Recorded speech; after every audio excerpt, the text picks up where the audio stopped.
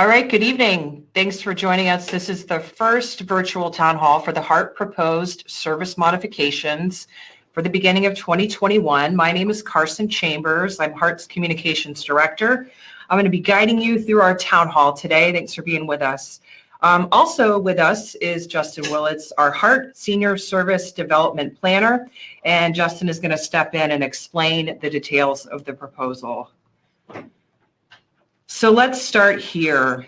We're going to share some background on where HART is today and why we're considering these plans. And then we're going to dive into each route that would be changed and how. And for some of those routes, we're going to have a few options that we'll want your input on through our website afterwards. At the very end, we're going to have some live question and answer time, and you'll be able to tell others about what you heard this evening to make their voices heard. So here are the rules of the road today. If you're joining us online, look to the right side of your screen, and you're going to see options for today's town hall. Under Q&A is where you can type in a question for us to answer live. You can send us a comment that we'll take into consideration as we continue to make our proposed service plans. Under polls is where you'll be able to answer some of the live polling questions that we're going to ask during the presentation.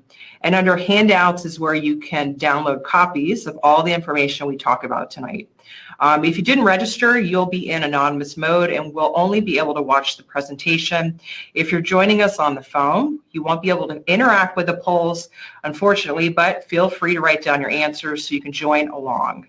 And you can give those answers to customer service the next time you need to call with a comment or question about these proposed service modifications.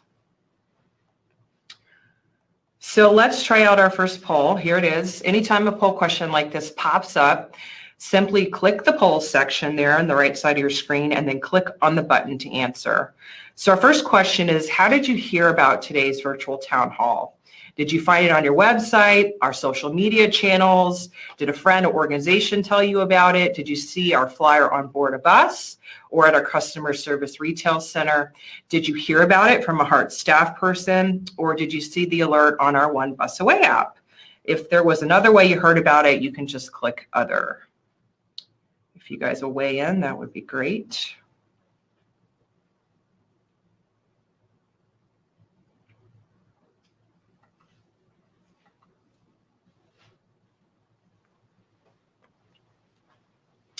Okay. Thanks for helping us out on that. So where is HART today and why are we considering these plans?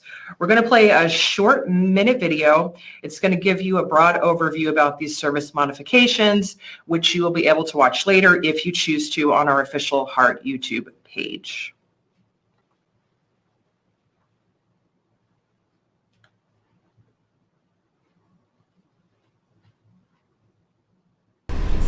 HART's mission is to take people to the places that enhance their lives.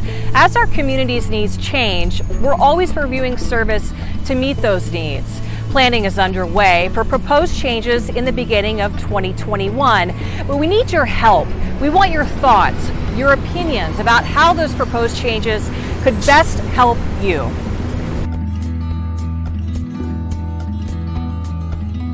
We have three main goals for these changes. Number one, align service with the needs of the community. We want to preserve as much of the network as possible, especially where service essential workers have been relying on us since March, while also addressing underutilized service pre-pandemic. We're also looking to add service in areas based on community requests. Two, be efficient. We need to improve our route efficiency and we need to adjust our service frequency so we can keep serving you long term. In order to maintain service reliability, we have to be smart about where we operate our buses. And three, preserve funding. With an already limited budget and Hillsborough County having one of the lowest per person transit spending rates in the country, we have to prepare for future uncertainties of the voter-approved surtax and the coronavirus's economic impact. Participate in our online meetings, take a survey, or send us a comment so your voice can be heard as HART prioritizes for the future. To learn more, you can visit www.heartserviceinput.com.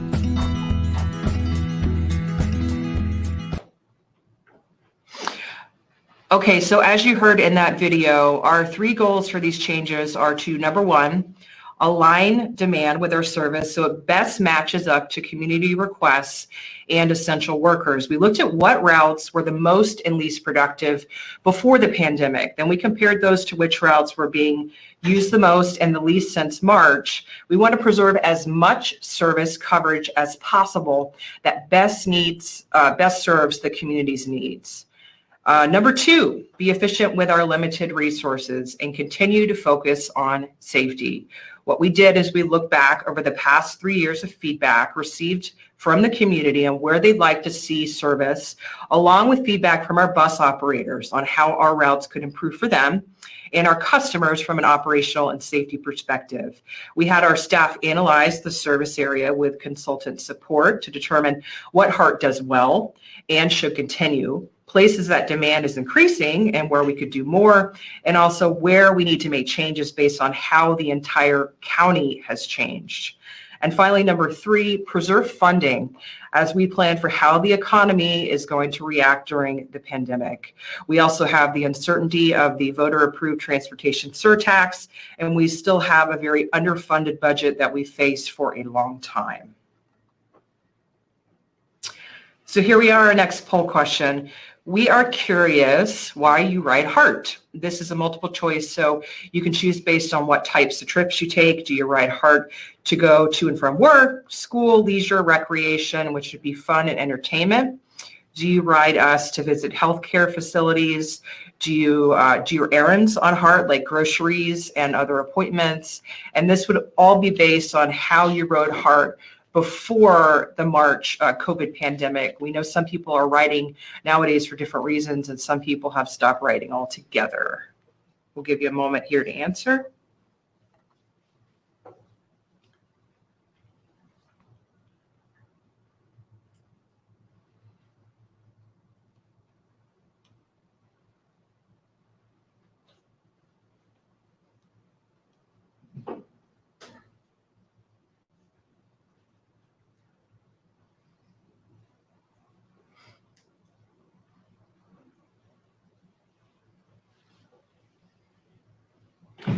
Okay, so now this is the part where I hand it over to Justin. He is going to go through each proposed change, zooming in, looking neighborhood by neighborhood. Justin.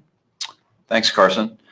As she said, my name is Justin Willits. I'm a planner in the Service Development Department, and I'm just going to talk to you a little bit about how we got to this service change, what prompted some of the changes, and how we're thinking about service for all you customers out there. So we'll start in the university area. We've heard some calls for the return of our fixed route service to USF's campus over the years. So we'll start with routes 5 and 48. Route 5 currently travels east and west on Fowler Avenue between McKinley and Bruce B. Downs Boulevard. We're proposing to take that route back onto campus a little bit differently than it used to, but we'd like to travel on Spectrum Boulevard and put a couple more stops on campus to make those connections a little better. Similarly, we're proposing to take Route 48 from 50th Street and operate it through campus on Holly Drive instead of Fletcher Avenue. We have a good amount of service on Fletcher Avenue, and we plan to keep a lot of service there, and we think that this will make access to and from campus a lot better for students and our customers, employees, and everybody in the community.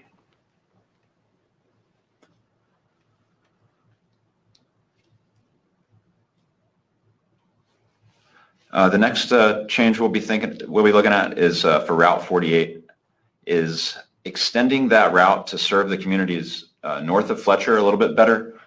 We've heard that over the last few years, and we really think this is a big win for the community. We have 3 options that we're considering for this change. The first one on the left is the staff proposed option, working with some of our operators and some of the folks in operations, to go north from UATC on 22nd Avenue and doing a large one-way counterclockwise loop to Livingston, Sinclair Hills Road, Nebraska Avenue to Bears, and then Florida, coming back across Fletcher and into 131st and UATC, excuse me. The second option we have is a similar one-way counterclockwise loop traveling north on 22nd to Livingston and Sinclair Hills, but then coming right back down Nebraska Avenue to 131st and back into UATC. And then finally, there's a third option that travels the same way northbound to Livingston, Sinclair Hills, and Nebraska, but then would come back eastbound on Bears Avenue to return on 22nd, and which would restore two-way service on North 22nd Street. We'll have a survey on our website that's going to be posted in the next few days, and we really promote you all going to heartserviceinput.com and completing that survey. When it's up and running, you'll be able to vote and give us comments on all of these options. So please do that when you get the chance.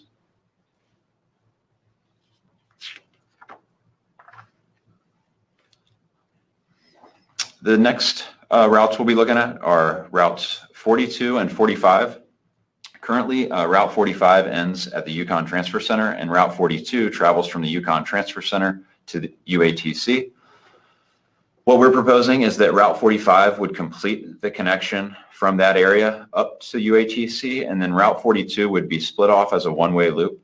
This would remove both routes from the Yukon Transfer Center, as the Route 45 would then travel on Bush Boulevard to North Florida Avenue to Lineball and then 15th Street, and then into UATC. And then Route 42, this is a concept we've heard a lot from our customers about. This is consistent with some of the plans we've put forward in the IOC surtax plans that have not yet been realized. But we've heard some complaints about folks who don't want to travel from UATC all the way to Yukon Transfer Center as they're trying to get north of Fletcher. So this really makes this a much cleaner service, and we think will make some of those folks pretty happy. So please weigh in when you get the chance at our website and complete the survey. The next route we're going to look at is Route 33 on Northdale Mabry, where we currently operate the Northdale Flex. We're proposing to eliminate the Northdale Flex and replace it with an hourly fixed route service with the Route 33. Currently, Route 33 operates every 30 minutes.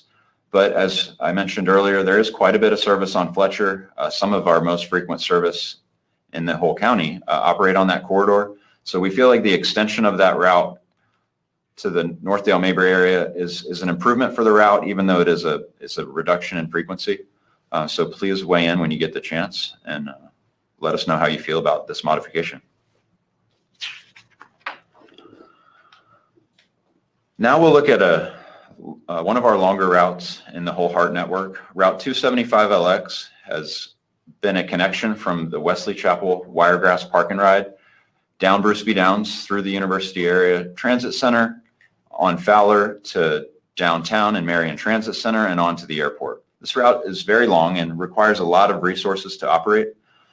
And what we've seen over the past few years is that over 50% of our ridership occurs on Bruce B. Downs Boulevard between the University Area Transfer Center and the Wiregrass Park and Ride. So we're proposing to maintain that service, and we're looking to make some different connections from downtown to the airport. There is a lot of service between the University Area Transit Center and downtown. So we've currently proposed this route only connect on Bruce B. Downs Boulevard between Pasco and the University Area Transit Center. So we're be really curious to get your feedback on that. And I think this brings us to our next poll. Okay, so our next poll, we want to know, have you ridden the route 275LX? And if so, where have you taken it?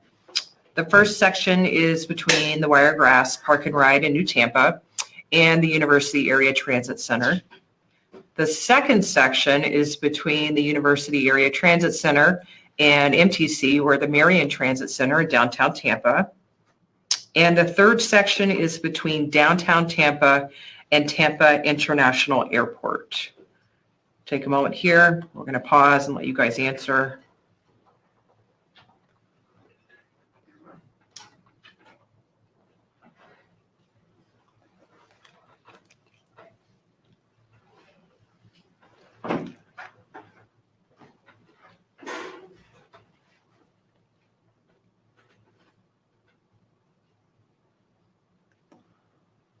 Alrighty, and now we will move over to West Tampa. As previously mentioned, the 275LX was operating, was before COVID, was operating between downtown and the airport, as well as the 60LX that travels from Brandon to downtown and the airport. And what we've seen over the years is that when we have a lot of congestion on 275, as we have pretty regularly, these two routes get detoured to Cypress Street because of the travel time reliability. So we've made the suggestion that instead of operating these two services on 275, that we should replace this connection with a local route from downtown to the airport on Cypress. It would be a few more minutes during normal times of the day, but it would be more consistent and provide better access for some jobs off Cypress, a pretty quick connection from downtown to the airport in the West Shore district.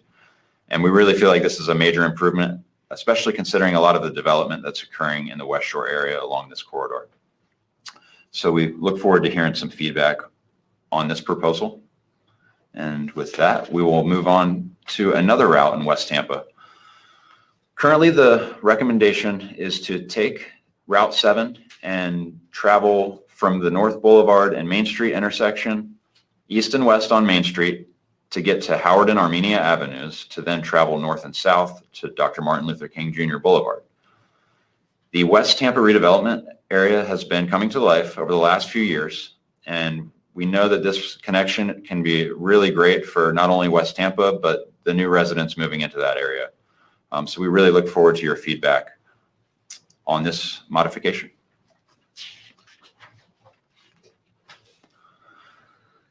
Which brings us to downtown. Route 8 travels from the Brandon area through Progress Village and through Ybor City, through downtown.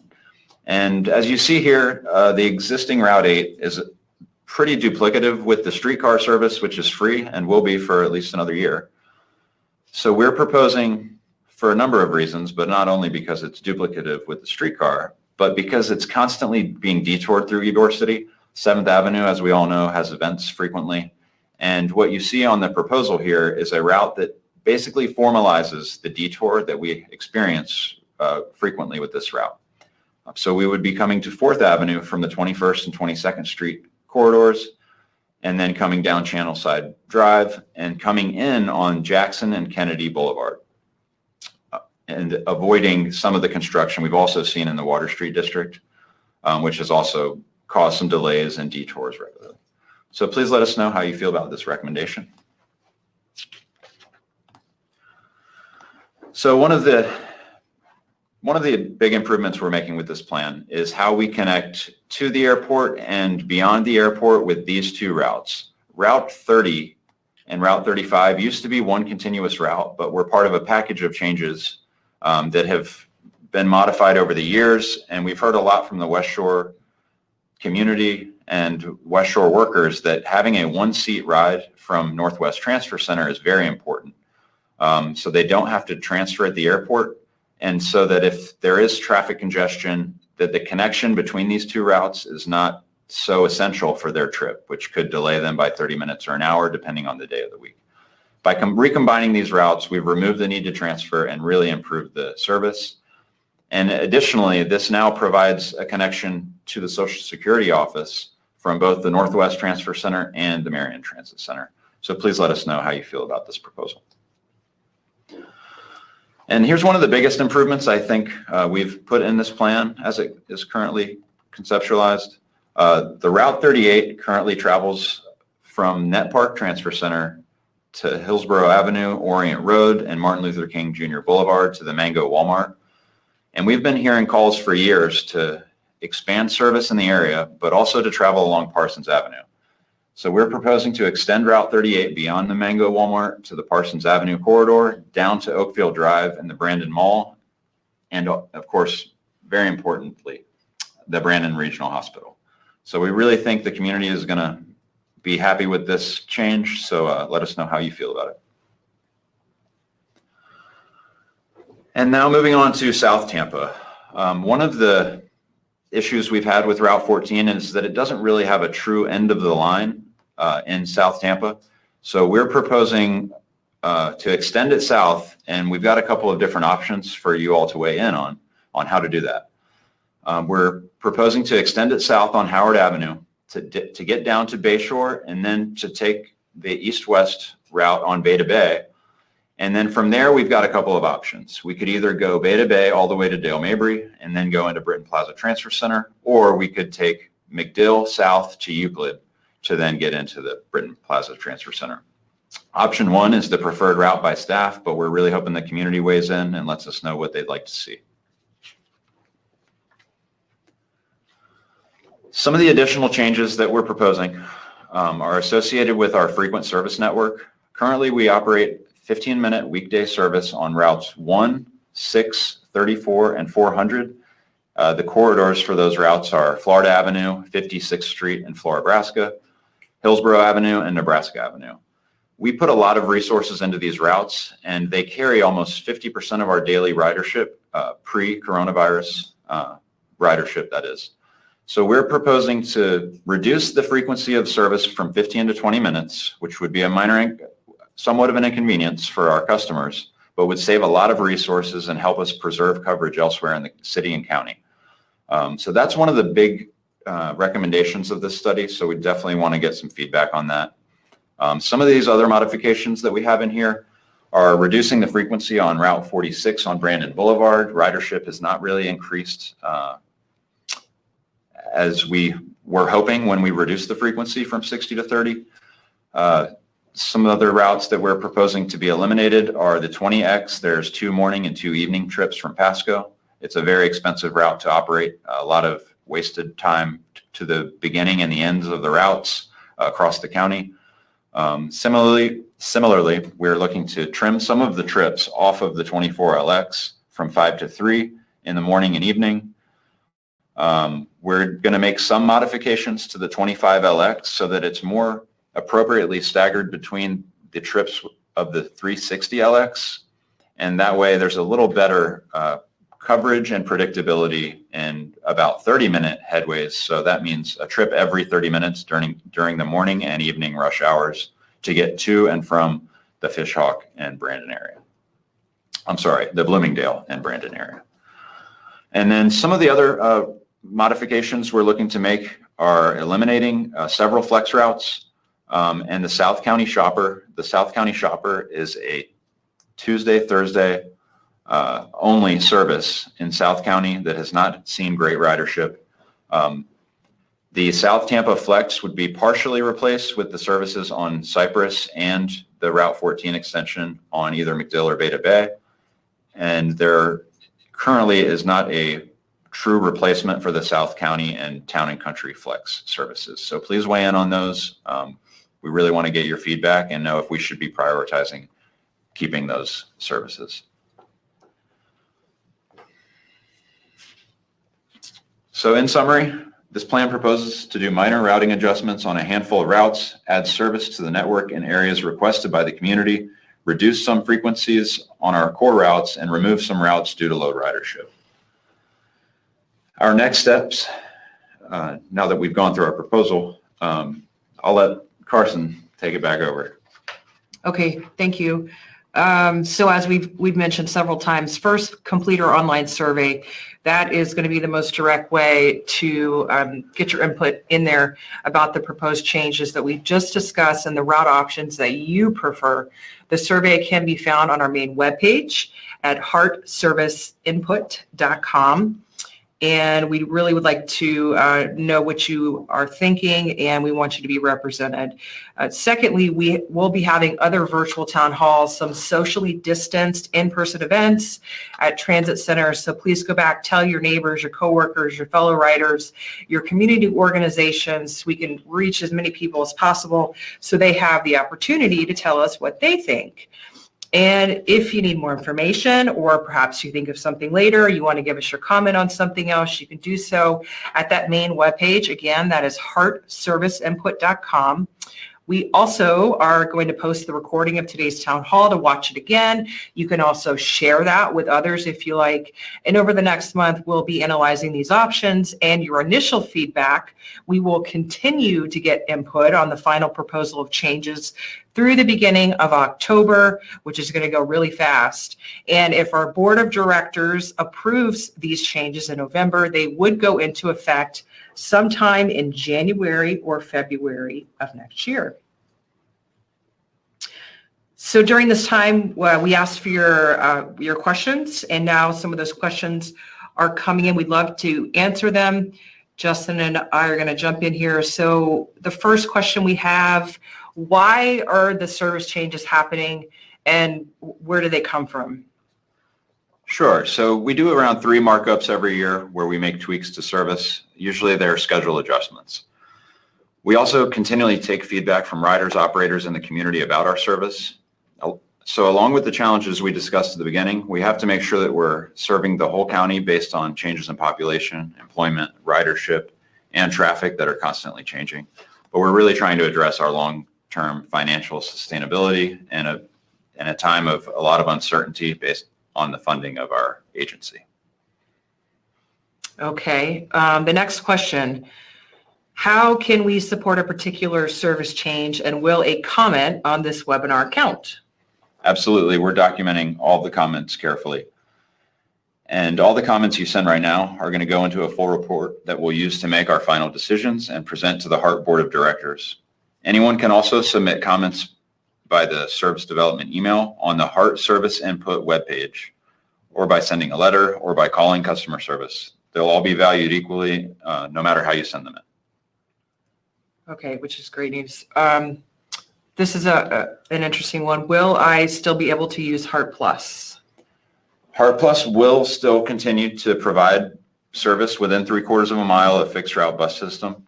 The changes to express and limited express routes don't affect the HART Plus zone, and other local route adjustments have other services within the radius that the service zone isn't impacted for either. We will notify people if there are impacts to the HART Plus coverage area. Okay, this is a pretty common one. We get this one all the time. Is it safe for me to ride HART again? I could probably go ahead and answer that, Justin. Yes, we've had safety measures in place since the beginning of the pandemic. We have disinfection that occurs daily. We have staggered seating in place. All of our modes of transportation and our face coverings are required on board for our riders and our operators. In fact, we've given out thousands of face coverings over the past few months. So I see a few comments, questions have come in, so I'm just going to address a few of them here. Some of them are really good and make a lot of sense, so I think it'd be helpful to explain. One of them is, how does a 5-minute difference in frequency on those 4 routes help with resources? And that's a great question. So that really gets at the heart of what we do in service development. And what we know is that to run the buses that frequently on those routes takes anywhere from 8 to 10, sometimes even 12 vehicles running constantly all day. And when we make an adjustment that's only 5 minutes on the schedule, that frees up anywhere from 1 to 3 vehicles on each route. So by trimming the frequency on a few of those routes, it helps us preserve some of the coverage in the other areas where it only takes maybe 1 bus to, say, run the Route 46, or 3 buses to run the Route 14. So we're trading off coverage in lower frequency areas for some of that frequency on our core routes. But as we said, this is a draft change. So if we hear a lot of community that there's more value on some of those frequent service corridors, we're going to have to take that into account. And when we come back to the community, we'll see where we land there. So we definitely appreciate and we sympathize. We know we want to have a transit service that has frequent service all over the city and county.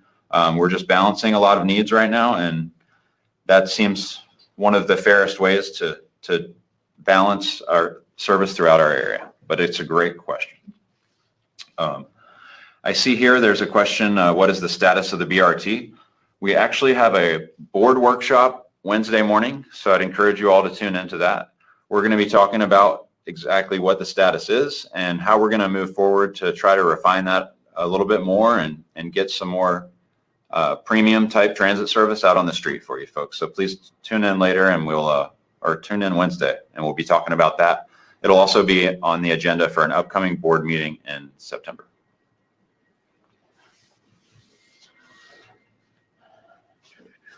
we have anything else?